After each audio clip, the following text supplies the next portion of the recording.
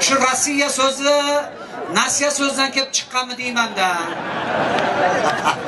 Miyochiyolarning puli Nasiyada, Nasiya qilganlar Rossiyada. Aka o'zbek tili boy til aka. Boy til.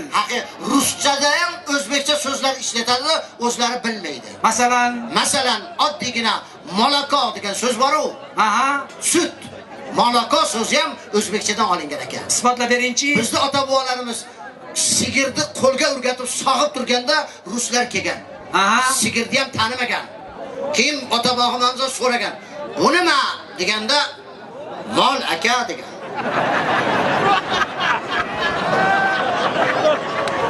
Mol aka deganda ular molako degan ekan. O'zbekcha bu ham aka. Saftirik so'zi ham o'zbekchadan kelib chiqqan ekanda.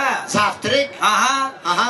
Qadim zamonda charchagan, ochqagan, bir ahvolga kelgan rus odamni bizni o'zbeklar topib olib, haligi o'risga choy ichirib, ovqatlantirib, o'ziga keltirib, o'risga qarab, "Zap tirik qoldingda" degan.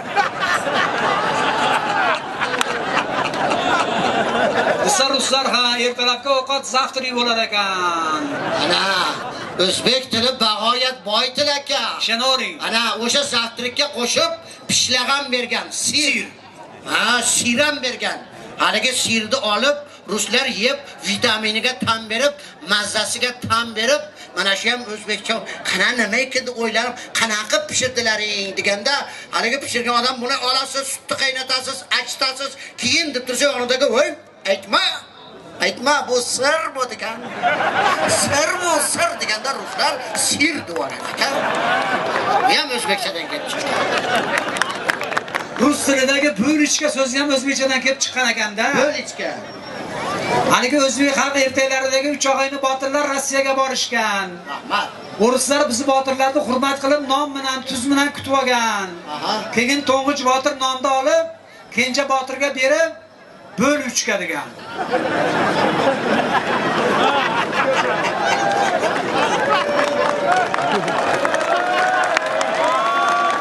Üç kishi bo'lganda ular.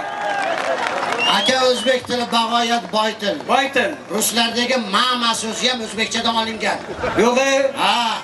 Ruslar kelganda yosh go'dak bola ochiqib qolib, onasiga qarab, "Mama